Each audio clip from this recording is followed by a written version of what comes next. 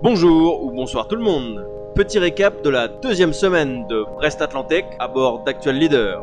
Maintenant les gars, c'est parti pour du moins drôle. La semaine dernière, je vous parlais de la sensation d'être hors du temps, hors de tout. Eh bien, cette semaine, c'est encore plus fort. D'abord, le fait d'évoluer de Rio vers Cape Town. Un peu de sud, mais surtout de l'est, dans cet Atlantique sud que j'ai jamais vraiment mentalisé, sans aucun repère géographique. Ensuite, naviguer beaucoup moins vite, souvent face au vent, dans l'inconfort total. Et puis surtout, avancer avec cette foutue dépression.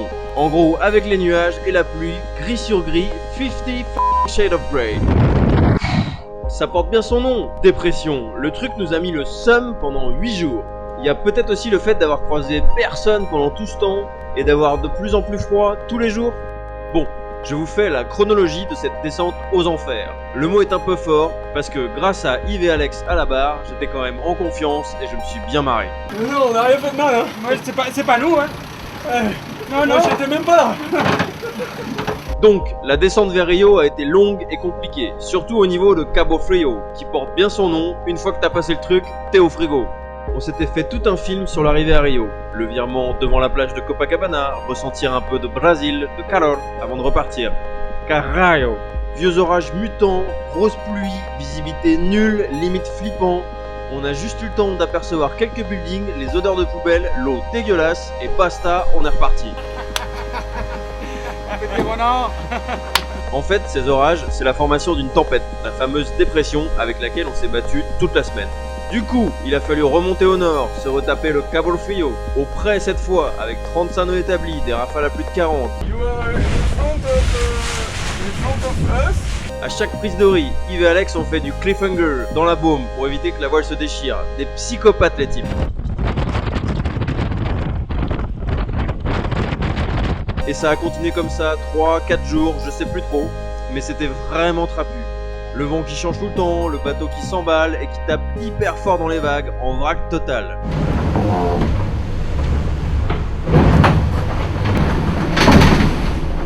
Flippant, stressant, fatigant, tous détrempés, salés et à moitié affamés.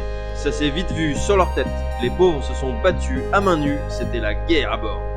En plus d'être exténués, à force de bourriner H24 sur le trimaran, ils ont dû faire face à pas mal de problèmes. Les prises et autres tuyaux qui se débranchent par exemple. Il y avait une durite. C'était décollé et du coup on était en train de couler. Ah ouais? Le pompon fut la fameuse bâche aéro qui s'est déchirée. Le truc tient le filet qui permet tout simplement de se déplacer sur le bateau. Là encore, ils ont fait les guerriers. Mais à force de se battre, ils ont réussi. On a fini par doubler le front de la tempête. Alors, Alex a sorti ses plus belles recettes de cuisine, Yves son plus beau macramé, et ils ont dormi.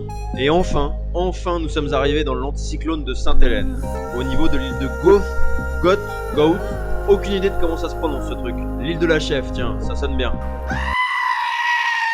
On a entreaperçu un bout de caillou entre les nuages, mais surtout, on a eu le droit à un coucher de soleil. Truc de ouf. Même si l'ambiance était toujours Mordor, dans les 40e rugissants, bien glacés.